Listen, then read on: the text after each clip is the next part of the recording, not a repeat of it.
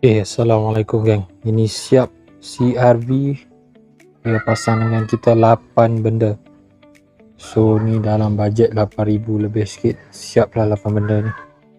So kita tengok luaran apa yang dia buat dulu. First dari depan.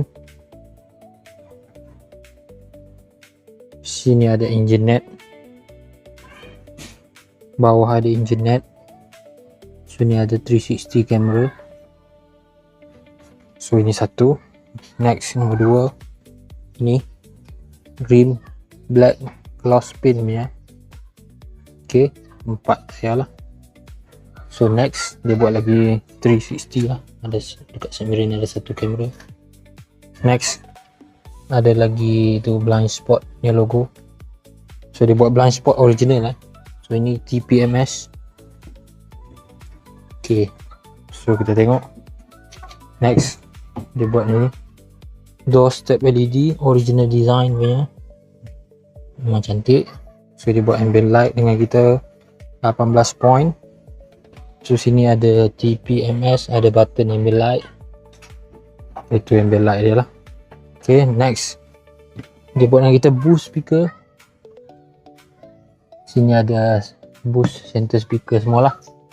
Ok, so next to start kereta, blind spot original ni dia akan menyala. So blind spot original kita ni bunyi buzzer dia berbeza dengan yang ada dekat market lah. So dia ada dua jenis. Kita punya yang bunyi sekali saja, macam FFI, macam kereta Honda yang terbaru yang ada blind spot lah. So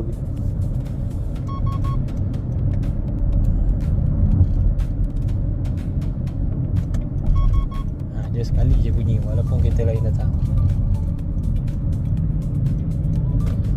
Banyak oh, dah dekat murah pada FK8 lah. Dia tanya ada harga apa semua. Ya, 10,000 nak convert. Ni cross traffic. Bunyi dia sedap ni bang. Kalau yang tu dia bunyi sama dengan blind spot. Yang ni blind spot bunyi lain, cross traffic bunyi lain. Tahu lah beza. So kita nak check blind spot original, dia mesti naik di screen. Ada cross traffic monitor. Next dia mesti ada ini drive assist ni, blind spot boleh tutup bunyi, boleh buat visual saja. Ok, next apa lagi dia buat? Dia buat 360 kamera dengan kita. Kita tengok 360 Sony lens full HD, sangat clear, multi view lah, wide angle kiri kanan, ada stick ni lagi. So kalau kita